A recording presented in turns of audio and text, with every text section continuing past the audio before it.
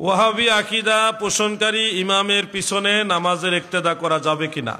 উত্তর হবে, যদি নিশ্চিতভাবে আপনি জানেন যে এই লোক ওয়াহাবি আকীদা পোষণ করে, তাহলে তার পিছনে ইক্তেদা করা জায়েজ নাই, ইক্তেদা করলেও নামাজ হবে না। ওয়াহাবি আকীদা কি কারণে তার পিছনে নামাজ পড়া যাবে না? এত কঠিন করে কেন বললাম? আপনারা শোনেন, ওয়াহাবি বলা হয় তাদেরকে যারা বলে নবীজি মরে পচে গলে মাটির সাথে মিশে গেছে। যারা আল্লাহর নবীকে জিন্দা নবী মানে না, তাদেরকে আপনারা কি ইমাম বানাইবেন? দ্বিতীয়ত, যারা বলে মদিনা শরীফে মসজিদে নববীর উদ্দেশ্যে যাওয়া যাবে, কিন্তু রসুলের কবর রওজা মুবারক বলে না, বলে রসুলের কবরের উদ্দেশ্য করে যাওয়া যাবে না।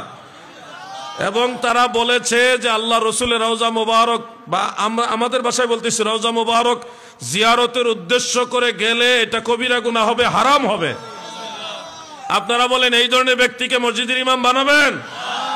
তৃতীয়ত, যারা আল্লাহর নবীর শাফাআতকে ইনকার করে, অস্বীকার করে, বিভিন্ন ভাবে নবীজি সাল্লাল্লাহু আলাইহি সাল্লামের শাফাআতকে তারা নেগলিজেন্সি করবে, বলবে আল্লাহ ক্ষমতা না দিলে পারবে না, মানে মূলত তারা নবীজির শাফাআত বিশ্বাস করে না। আল্লাহর নবী আমাদেরকে সুপারিশ করবে, এটা হাদিসে মুতাওয়াতির দ্বারা সাব্যস্ত। এখন যেই লোক নবীজি শাফাআত মানে না, সেই লোককে মসজিদের ইমাম বানাবেন? এই তিনটা জিনিস বললাম ওয়াহাবি চিনার জন্য। আপনারা তিনটা জিনিস যাচাই বাছাই করে ইমাম নিয়োগ দিবেন। পাশাপাশি আপনাদেরকে আরেকটা কথা মনে রাখতে হবে, আহলে সুন্নাত ওয়াল জামাতের সমস্ত আইম্মায়ে কেরাম, মুহাদ্দিসিন, মুফাসসিরিন, ফুকাহা, ফুজালা, আউলিয়া সবাই আমাদের নবীজিকে নূর মানছে, নূরের তৈরি মানছে।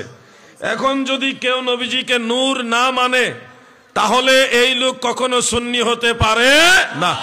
আমার নবীজি যেমনি ভাবে বেমেসাল বাশার, তেমনি ভাবে নূর, নূরের বাশার, নূরানি বাশার, নূরের তৈরি বাশার। নবীজির আপাদ মস্তক হলো নূর। এই নূরানি বাশার বা নবীজির নূরানিয়াত যে মানবে না, সেই লোক কখনো সুন্নি হতে পারে না।